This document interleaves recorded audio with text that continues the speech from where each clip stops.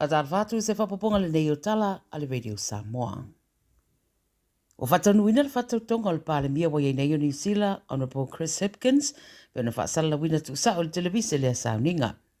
Wa iele mamalo le tunu o whaailualo lātou whaaloalo, mo le tamaitai sa avea ma pāle mia o le tunu o Jacinda Ardern, ina wanga i ese mai ma le pāle mene, ma lana pāanga o Clark Gayford, ma le sui pāle mia o Grant Robertson. Na wa ielo i matamaringi le tō tele,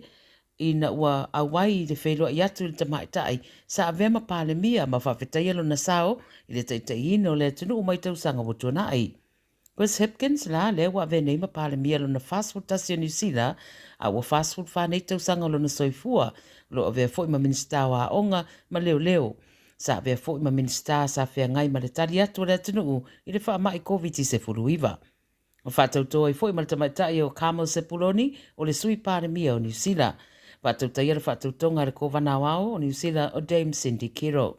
O le saunoanga whaiwa a Dern a vema pārmia na whaia rea Soranafi Ratana le sa ia tā ua ile alofa maleanga le leo tangata New Zealand e ui nisi o ripoti na nginga i nei vai aso i le telo le mauwha matau maisi tūranga le manuia sa ngai ia a Dern a avea o ia mataita i o Aotearoa.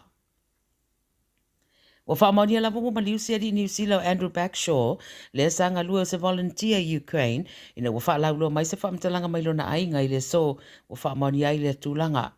A mai ripoti o Backshaw, ma le isi sao la ngā lua whaatasi o Chris Barry, sa tau mo whaia la vea isa tina matua mai le whaitua Solidar i Ukraine, a la vea ila la ta vale i oswa inga whaanga solo a Lucia.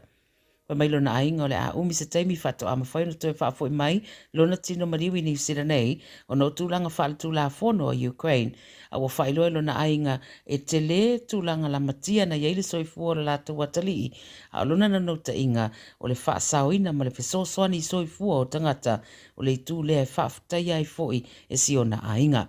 Whaai ulu whaamtalanga i le whaamtalanga una iaia tunu o le rarolangi i a tau fia ia nei tau o ma whewaiwai inga o tele soifua ua maumawai. Whai mai sa whautua ina lava e pāsese i totono le taavale le tamaitai au taavale e whaale mū le taavale ai le i tupu whaale i whangarei le ua maliwai. Ni putie le so le stuff.co.nz whamtalango le nei whaale sa whautua ina i le ua maliu o Trinity Rosemary Violet Flavel e whaale mū le taavale. Ale unga na la vele ta vale manu no o mai la tau sa ye tonu e au fie ma la ta vale e tinga ina ona manuanga. Fa aso muliane umalo na soifua le fare mai a wanginga nei fa mtalanga o le fa la vele so ina wa fa la uloa le ungo so suenga sa fatino mai lo ai sa ye foi fa le tonu le ta vale ma sa fa ngai la ta vale le drug MDMA sa telefoni ta vale. Whala blawina tupu le lua whilua se fulua o toe haria e mai whaamtaranga i le mai o suenga na whaia manisi o ngā ruenga toe whaare leia o whai nei i no whanga i e ta atele e whala blawa tupu ma o se whaamana tu fo i o toe whangwai le tu atele i le tā ua o le tausia o le sawa whaatanga ina i rungo a wala e mai se le saunga le mua o le whanau a sauni mo le toe amtaria o a onga. Ua whaamatala e nisi o lau whai ngā ruenga i le wharamai kala estete, o la lato o whai ngā ruenga wa tau mo whai e tau nuu i le ngā ruenga toi titi tū la atoa ai le amtaria la tau sifi. O na o le tau sa idio ni ka paka, a wa le saunga le mūre sa wawali na o la tau ia la tau ta vale, i le teime e mana vai ngā ruenga e mai se la vai le pō. Wani putia le nis hap, wa whaeloa i nei fina ngalo mai i la tolo o whai ngā ruenga i le wharamai. O se whaafita uli whai pēa lea i le wharamai. Ma ua iei tau si mai wa o so whai e tangata. Ma whaamata o fo ia o sawa wadi atu ia la tau ta vale pe a mana wa ngā ruenga. O se isi ngā ruenga whaapopo sa whai e le kāpaka le wharamai. O lo tau fie le te minei e manatu nisi. E pe ona fora siere mata au pe le te tau ona iei lau whai ngā ruenga i se turanga la matia whaapea. Pe a nga ia e ngā ruenga. A tonu e le fuatasi fo i kala estete tūlanga le tau sa i dioni ka paka au le tuolo popolea i le saunga le mū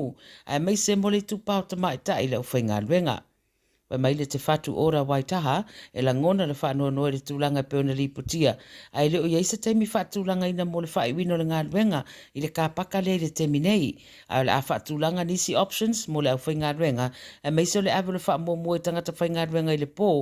ma a whai fo i awa noa skula ti le temi manawa e ma whai ono lātou sāwa wali whatasi atu ma tangata whainga luenga i a lātou ta vale.